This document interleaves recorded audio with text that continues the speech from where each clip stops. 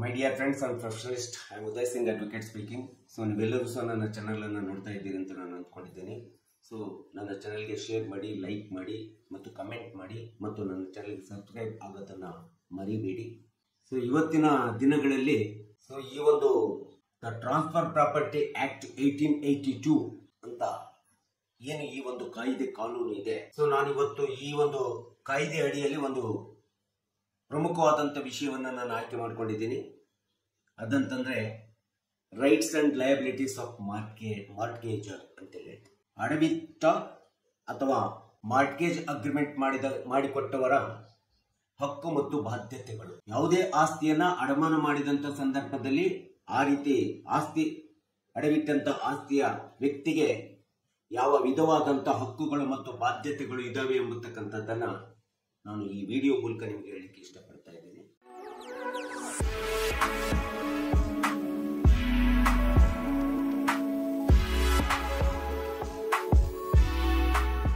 ಸಹಜವಾಗಿ ಇವತ್ತಿನ ಈ ಒಂದು ಟ್ರಾನ್ಸ್ಫರ್ ಪ್ರಾಪರ್ಟಿ ಆಕ್ಟ್ ನ ಅಡಿ ಒಳಗಡೆ ಬಹಳಷ್ಟು ಜನರುಗಳು ತಮ್ಮ ವ್ಯವಹಾರಗಳನ್ನ ನಿರ್ವಹಣೆ ಮಾಡಲಿಕ್ಕೆ ಅಥವಾ ತಮ್ಮ ಜೀವನವನ್ನ ನಿರ್ವಹಣೆ ಮಾಡಲಿಕ್ಕೆ ಅಥವಾ ತಮಗೆ ಆರ್ಥಿಕವಾಗಿ ಸಂಕಷ್ಟ ಉಂಟಾದಂತ ಸಂದರ್ಭದಲ್ಲಿ ಹಣಕಾಸು ಸಂಸ್ಥೆಗಳಿಗಿರ್ಬಹುದು, ಬ್ಯಾಂಕ್ಗಳಿಗಿರ್ಬಹುದು, ಅಥವಾ ಖಾಸಗಿ ವ್ಯಕ್ತಿಗಳಿಗಿರ್ಬಹುದು, ಅಥವಾ ಯಾವುದೇ ವಿಧವಾದಂತ ಬಡ್ಡಿ ವ್ಯವಹಾರವನ್ನು ಮಾಡುವಂತ ವ್ಯಕ್ತಿಗಳಿಗೆ ಬಹಳಷ್ಟು ಜನ ತಮ್ಮದೇ ಆದಂತ ಆಸ್ತಿ, ಮನೆ, ಸೈಟು ಅಥವಾ ಬಂಗಾರ, ಅದು ಮೂವೇಬಲ್ ಪ್ರಾಪರ್ಟಿ ಇರ್ಬೋದು, ಇಮೂವೇಬಲ್ ಪ್ರಾಪರ್ಟಿ ಇರ್ಬೋದು, ಇವುಗಳನ್ನ ಮಾರ್ಟ್ಗೇಜ್ ಅಗ್ರಿಮೆಂಟ್ ಮಾಡುವಂತದ್ದು ಅಥವಾ ಅಡವಿಡುವಂತದ್ದು ಇವತ್ತಿನ ದಿನಗಳಲ್ಲಿ ಬಹಳಷ್ಟು ನಾವು ನೋಡ್ತಾ ಇದ್ದೀವಿ. ಇದು 1882ರ ಆಸ್ತಿ ವರ್ಗಾವಣೆ ಕಾಯ್ದೆ ಟ್ರಾನ್ಸ್ಫರ್ ಪ್ರಾಪರ್ಟಿ ಆಕ್ಟ್ ಅಡಿಯಲ್ಲಿ ಈ ಒಂದು ಅಂಶ ಬರ್ತಾ ಇದೆ.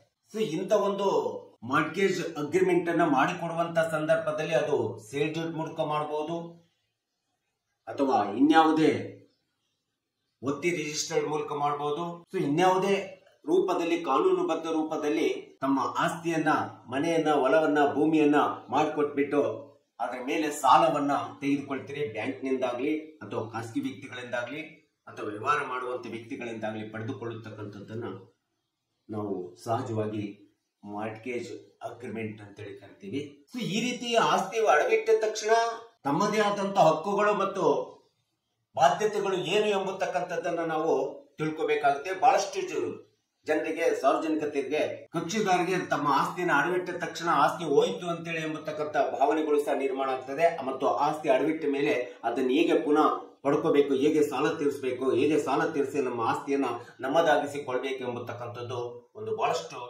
ಚಿಂತೆ, ಕಷ್ಟ ಸಾಧ್ಯ ಎಂಬತಕ್ಕಂಥದ್ದು. ಆ ಚಿಂತೆ ಒಳಗಡೆ ಬಹಳಷ್ಟು ಜನ ಕೊರಗುತ್ತಕ್ಕಂಥದ್ದನ್ನು ನಾವು ನೋಡ್ತೇವೆ. ಈ ಒಂದು ಟ್ರಾನ್ಸ್ಫರ್ ಪ್ರಾಪರ್ಟಿ ಆಕ್ಟ್ ಪ್ರಕಾರ ಸೆಕ್ಷನ್ 60 ಪ್ರಕಾರ ನೀವು ಏನು ಯಾವುದೇ ಒಂದು ಆಸ್ತಿಯನ್ನ ಅಥವಾ ಮನೆಯನ್ನ ಅಥವಾ ಬಂಗಾರವನ್ನ ಅಡವಿಟ್ಟಂತ ಸೆಕ್ಷನ್ ಸಂದರ್ಭದಲ್ಲಿ ನೀವು ಸಾಲವನ್ನು ಏನು ಪಡೆದುಕೊಂಡಿರ್ತೀರಿ, ಆ ಪಡೆದುಕೊಂಡಂತ ಸಾಲಕ್ಕೆ ಎಷ್ಟು ಕಾಲಮಿತಿಯನ್ನು ಪಡ್ಕೊಂಡಿರ್ತೀರಿ, ಅದು 1 ವರ್ಷ ಇರ್ಬೋದು, 2 ವರ್ಷ ಇರ್ಬೋದು, 3 ವರ್ಷದ ಒಡಂಬಡಿಕೆಯನ್ನು ಮಾಡ್ಕೊಂಡಿರ್ಬೋದು. ಈ ರೀತಿ ಮಾಡಿಕೊಂಡಂತ ಸಂದರ್ಭದಲ್ಲಿ ಆ ಸಮಯಕ್ಕೆ ಸರಿಯಾಗಿ ನೀವು ಪ್ರಿನ್ಸಿಪಲ್ ಅಮೌಂಟ್ ಮತ್ತು ಇಂಟ್ರೆಸ್ಟ್ ಎರಡನ್ನ ಸಮರ್ಥವಾಗಿ ಸರಿಯಾಗಿ ಕಟ್ಕೊಳ್ತಾ ಹೋಗತಕ್ಕಂಥದ್ದು ಒಂದು ಅತಿ ಪ್ರಮುಖವಾದಂತ ಅಂಶ ಆಗ್ತದೆ. ಕಟ್ಟತಕ್ಕಂಥದ್ದು ಈ ರೀತಿ ಕಟ್ಕೊಳ್ತಾ ಹೋದಂತ ಸಂದರ್ಭದಲ್ಲಿ ನಿಮ್ಮ ಆಸ್ತಿಯ ಹಕ್ಕನ್ನ ರಕ್ಷಿಸಿಕೊಳ್ಳಿಕ್ಕೆ ಸಾಧ್ಯ ಆಗ್ತದೆ. ಒಂದು ವೇಳೆ ಕಟ್ಟದೆ ಬೇಜವಾಬ್ದಾರಿತನ ತೋರಿಸಿದರೆ ನಿಮ್ಮ ಆಸ್ತಿಯ ಕಬ್ಜಾ ಅಥವಾ ಮಾಲೀಕತ್ವವನ್ನು ಬಿಟ್ಕೊಡುವಂತ ಪರಿಸ್ಥಿತಿ ನಿರ್ಮಾಣ ಆಗ್ತದೆ. ಇದು ಒಂದು ಅತಿ ಪ್ರಮುಖವಾದಂತ ಒಂದು ಹಕ್ಕು ಅಂತೇಳಿ ನಾವು ಹೇಳ್ತೀವಿ ಮಾರ್ಟ್ಗೇಜರ್. ಸೊ ಕೆಲವೊಂದು ಸಂದರ್ಭದಲ್ಲಿ ಏನ್ ಮಾಡ್ತಾರೆ ಅಂತಂದ್ರೆ, ತಮ್ಮ ಮಾರ್ಟ್ಗೇಜ್ ಅಡಮಾನ ಮಾಡಿದಂತ ಅಥವಾ ಅಡವಿಟ್ಟಂತ ಆಸ್ತಿ, ಮನೆ, ಹೊಲ ಅಥವಾ ಯಾವುದೇ ಬಂಗಾರವನ್ನ ಅಡವಿಟ್ಟಿರ್ತೀರಿ ಅಥವಾ ಮನೆಯನ್ನ ಅಡವಿಟ್ಟಿರ್ತೀರಿ ಅಥವಾ ಮಾರ್ಟ್ಗೇಜ್ ಅಗ್ರಿಮೆಂಟ್ ಮಾಡಿಸಿರ್ತೀರಿ. ಮಾಡಿಸಿದ ಮೇಲೆ ಒಬ್ಬರಿಗೆ ಮಾಡಿಸ್ಕೊಟ್ಟು ಸಾಲವನ್ನ ಪಡ್ಕೊಳ್ತೀರಿ.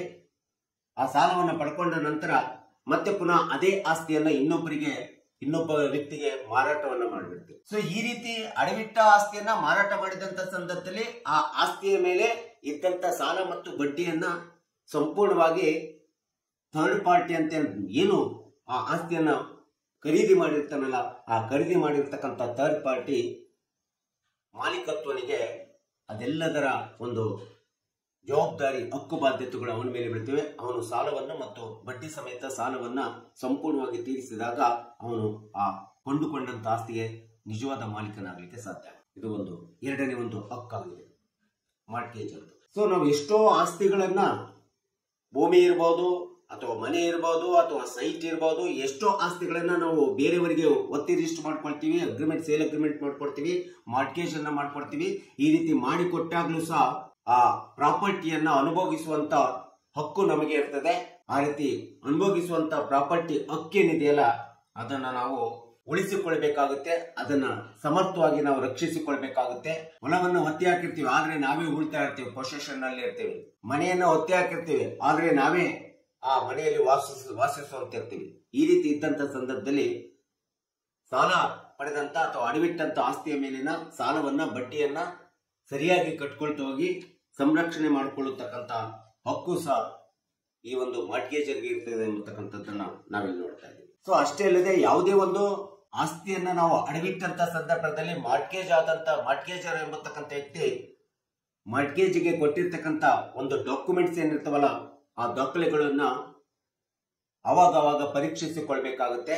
ಆ ಡಾಕ್ಯುಮೆಂಟಿನ ಒಂದು ಜೆರಾಕ್ಸ್ ಕಾಪಿಯನ್ನು ಸಹ ತಾವು ಇಟ್ಕೋಬೇಕಾಗುತ್ತೆ.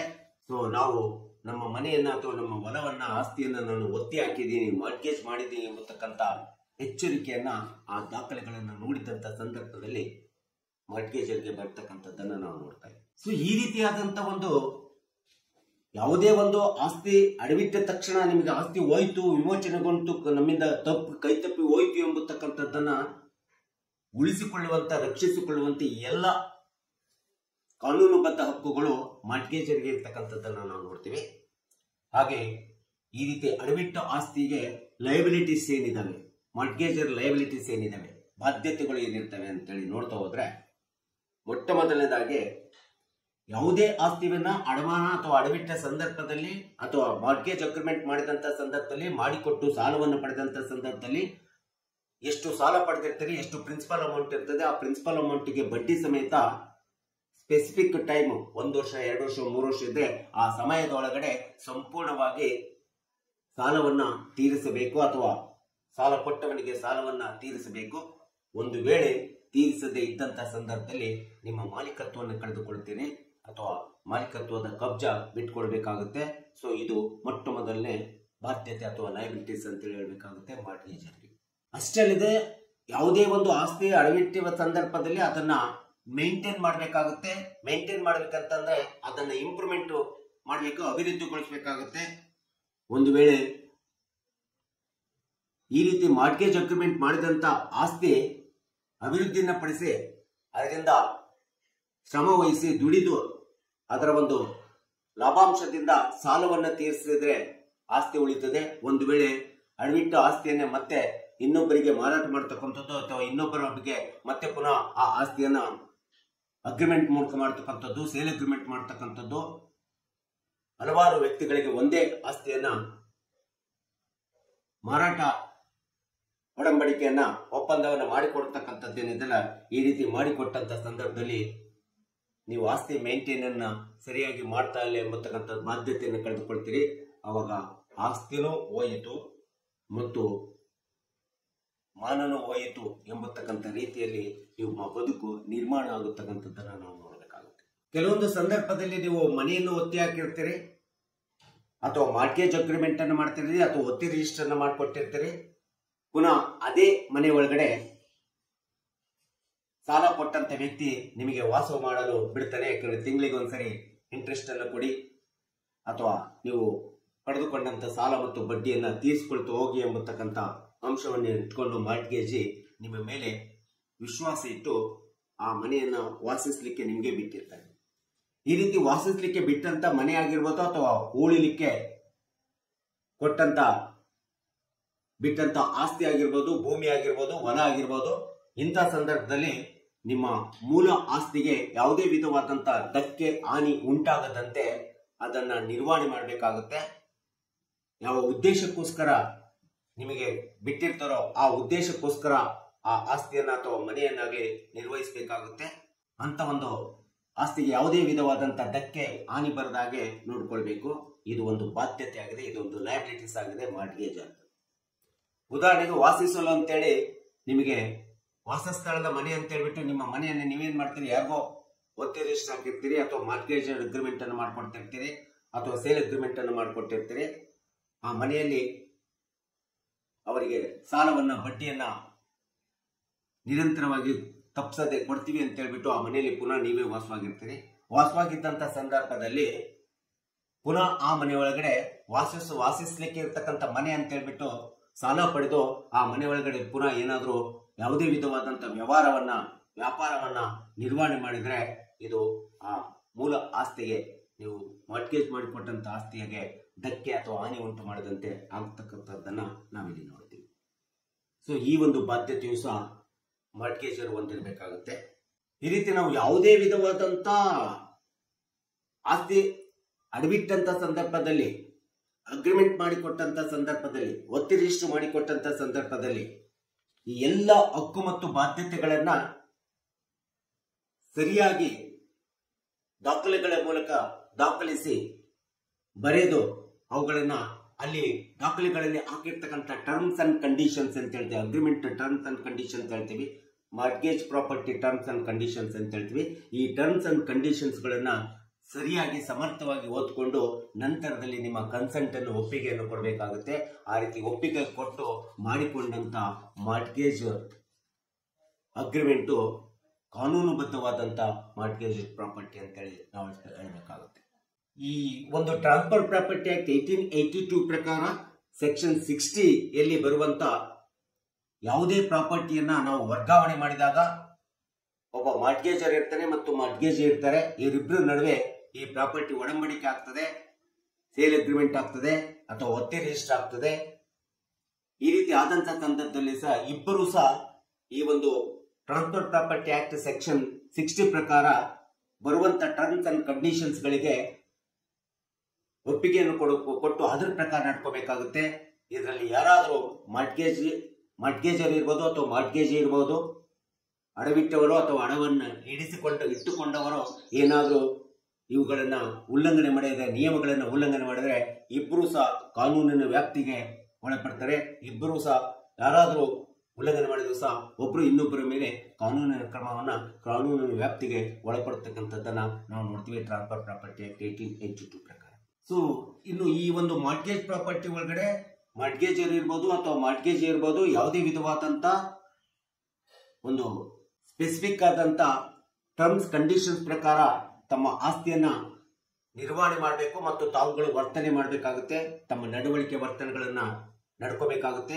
ಒಂದು ವೇಳೆ ಕಾನೂನು ನಿಯಮಗಳನ್ನ, ಕಾಯ್ದೆ ಕಾನೂನುಗಳನ್ನ ಮೀರಿ ಹೇಳುವುದೊಂದು, ಮಾಡುವುದೊಂದು ಅಥವಾ ನಡೆದುಕೊಳ್ಳುವುದೊಂದು ಆದರೆ ಸೊ ಸಹಜವಾಗಿ ಆ ವರ್ತನೆಯನ್ನ ಮೀರಿ ನಡೆದಂತ ಸಂದರ್ಭದಲ್ಲಿ ಈ ಒಂದು ಮಾರ್ಟ್ಗೇಜರು ತನ್ನ ಆಸ್ತಿಯ ವಿಮೋಚನೆಯನ್ನು ಮಾಡ್ಕೋಬೇಕಾಗುತ್ತೆ, ಆಸ್ತಿಯ ಕಬ್ಜವನ್ನು ಬಿಟ್ಕೊಡ್ಬೇಕಾಗುತ್ತೆ, ಮಾಲೀಕತ್ವವನ್ನು ಬಿಟ್ಕೊಡ್ಬೇಕಾಗುತ್ತೆ. ಸೊ ಅಥವಾ ಆಸ್ತಿಯನ್ನು ತನ್ನ ಕೈಲಿಂದ ಕಳೆದುಕೊಳ್ಳುವಂತ ಸಂದರ್ಭ ಸಮಯ ನಿರ್ಮಾಣ ಆಗ್ತದೆ. ಸೊ ಎಲ್ಲದೂ ಸಹ ಸಾಲ ತೀರಿಸಿರ್ತಾನೆ, ಬಡ್ಡಿ ತೀರಿಸಿರ್ತಾನೆ, ಎಲ್ಲ ತೀರಿರ್ತದೆ. ನಂತರ ತನ್ನ ಮನೆಯನ್ನ ಅಥವಾ ಹೊಲವನ್ನ, ಆಸ್ತಿಯನ್ನ ತಾನು ಪುನಃ ಪಡ್ಕೊಳ್ತಾನೆ.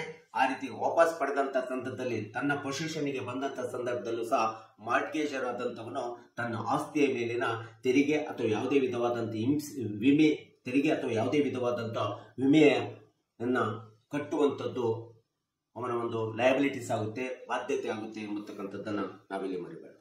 ಸೊ ಸಹಜವಾಗಿ ನಿಮಗೆ ಎಲ್ಲರಿಗೂ ಗೊತ್ತಿದೆ, ಯಾವುದೇ ಬ್ಯಾಂಕ್ಗಳಲ್ಲಿ ಅಥವಾ ಹಣಕಾಸಿನ ಸಂಸ್ಥೆಗಳಲ್ಲಿ ಅಥವಾ ಖಾಸಗಿ ವ್ಯಕ್ತಿಗಳಲ್ಲಿ ಅಥವಾ ಬಡ್ಡಿ ವ್ಯವಹಾರ ಮಾಡುವಂತವರ ವ್ಯಕ್ತಿಗಳಲ್ಲಿ ನಾವೇನಾದ್ರೂ ಆಸ್ತಿಯನ್ನ ಮಾರ್ಟ್ಗೇಜ್ ಅಗ್ರಿಮೆಂಟ್ ಮಾಡಿಕೊಟ್ಟಂತ ಸಂದರ್ಭದಲ್ಲಿ, ಒತ್ತಿ ರಿಜಿಸ್ಟರ್ ಮಾಡಿಕೊಟ್ಟಂತ ಸಂದರ್ಭದಲ್ಲಿ ಅವರಿಂದ ಪಡೆದಂತ ಪ್ರಿನ್ಸಿಪಲ್ ಅಮೌಂಟ್ ಮತ್ತು ಬಡ್ಡಿಯನ್ನ ಸಮಯಕ್ಕೆ ಸರಿಯಾಗಿ ಕಟ್ಟದೇ ಇದ್ದಂತ ಸಂದರ್ಭದಲ್ಲಿ ಸಹಜವಾಗಿ ಬಂಗಾರದ ಅಂಗಡಿಗಳಲ್ಲಂತೂ ಬಹಳಷ್ಟು ಜನರು ಈ ರೀತಿಯಾದಂತ ಬಂಗಾರವನ್ನು ಅಡವಿಟ್ಟು ಬಂಗಾರವನ್ನು ಕಳ್ಕೊಂಡಿರ್ತಕ್ಕಂಥದ್ದು ನೋಡ್ತೀವಿ. ಎಷ್ಟು ಜನ ಆಸ್ತಿಯನ್ನು ಸಹ ಕಳ್ಕೊಂಡಿದ್ದಾರೆ, ಮನೆಗಳನ್ನು ಸಹ ಕಳ್ಕೊಂಡಿರ್ತಕ್ಕಂಥದ್ದನ್ನು ನೋಡ್ತೀವಿ.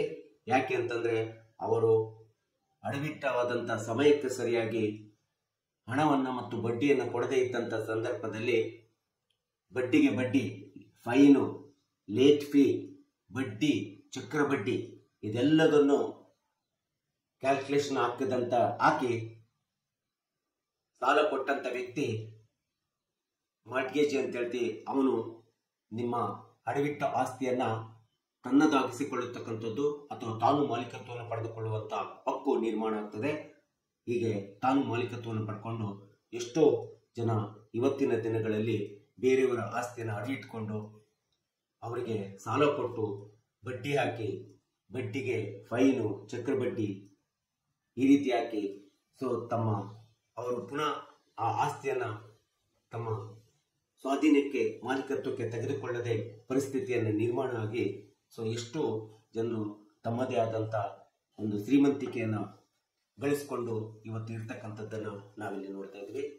ಈ ಒಂದು ಹಿನ್ನೆಲೆಯಲ್ಲಿ ನಾನು ನೋಡಿದಾಗ ನೀವು rights and liabilities of mortgager transfer property act 1882 section 60 ಪ್ರಕಾರ ನೀವು ಸಮರ್ಥವಾಗಿ ಈ ಎಲ್ಲ ಒಂದು ಹಕ್ಕುಗಳನ್ನು ಮತ್ತು ಬಾಧ್ಯತೆಗಳನ್ನು ಸರಿಯಾಗಿ ನಿರ್ವಹಣೆ ಮಾಡ್ಕೊಂಡು ಹೋದಾಗ ನೀವು ಯಾವುದೇ ಮಾರ್ಟ್ಗೇಜ್ ಅಗ್ರಿಮೆಂಟ್ ಮಾಡಿರ್ಬೋದು, ಒತ್ತಿ ರಿಜಿಸ್ಟರ್ ಮಾಡಿರ್ಬೋದು, ಸೇಲ್ ಅಗ್ರಿಮೆಂಟ್ ಮಾಡಿರ್ಬೋದು, ನಿಮ್ಮ ಆಸ್ತಿ, ಹೊಲ, ಮನೆ ಮಟ್ಟದ ಮೇಲೆ ಮಾಡಿರ್ತಕ್ಕಂಥ ಸಂದರ್ಭದಲ್ಲಿ ಅದನ್ನೆಲ್ಲದನ್ನ ಈ ಹಕ್ಕು ಮತ್ತು ಬಾಧ್ಯತೆಗಳ ಪ್ರಕಾರ ನಿರ್ವಹಣೆ ಮಾಡಿದರೆ ಪುನಃ ನೀವು ನಿಮ್ಮ ಆಸ್ತಿಯನ್ನ, ಮಾಲೀಕತ್ವವನ್ನು ಉಳಿಸಿಕೊಳ್ಳಲಿಕ್ಕೆ ತುಂಬಾ ಅವಶ್ಯಕತೆ ಆಗುತ್ತೆ, ತುಂಬಾ ಅನುಕೂಲ ಆಗ್ತದೆ. ಮತ್ತೆ ಪುನಃ ನೀವು ನಿಮ್ಮ ಆಸ್ತಿಗೆ ವಾರಸುದಾರರಾಗಿ, ಮಾಲೀಕರಾಗಿ ಸ್ವಾಧೀನತ್ವವನ್ನು ಪಡ್ಕೊಂಡು ಆರಾಮಾಗಿ ನೀವು ಬದುಕಲಿಕ್ಕೆ ಸಾಧ್ಯ ಆಗುತ್ತೆ ಎಂಬತಕ್ಕಂಥದ್ದನ್ನು ಈ